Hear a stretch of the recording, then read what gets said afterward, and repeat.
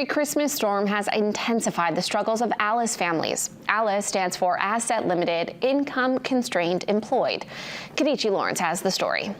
Families across Maine are depending on local food banks now more than ever, especially in areas hardest hit by the storm. Some of those families are referred to as ALICE families, and according to a report released in October, they make up 42% of Maine households. They're doing everything they can just to keep it together, and when something like this happens, a storm of this magnitude, it really leaves them desolate. Courtney Yeager is the president and the CEO of the United Way of Kennebec Valley. She says 12% of Maine residents were recipients of SNAP benefits last year, but that leaves a gap in aid for thousands more, with many Mainers living paycheck to paycheck. The ALICE data shows us that 42% of all Maine households are struggling to make ends meet. So there's a 30% difference in those two numbers. So who's helping those people? Where are the resources to support those families? Following the storm, Maine DHHS announced it would replace 1 month's worth of food destroyed by the storm for SNAP recipients. But Sarah Wink says that leaves out ALICE families like hers who were already struggling to make ends meet. So we lost everything in our fridge and our freezer. Normally, the mother of two would rely on soup kitchens and food banks,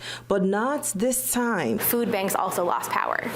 Food banks couldn't keep their food refrigerated, so they are only having shelf stable. One of the food banks affected by the storm was the Winslow Community Cupboard. They lost 30,000 pounds of food that week. And not only do you not have any resources, but ALICE families with kids are at an extra loss because they have to provide lunch and breakfast for their students who normally get that at school. Wing says she recognizes the state is doing all they're equipped to do, but says that's not enough. If you don't make enough to receive services, you make just too much, you're still not thriving. You're not in a place where you can thrive. You're in a place where you're surviving. She says that will eventually lead to burnout and ultimately being dependent on services. For Yeager, she would like to see the state do more. We as a state never had the data available to even understand how many folks were living paycheck to paycheck. We now know that it's 42% of our entire population,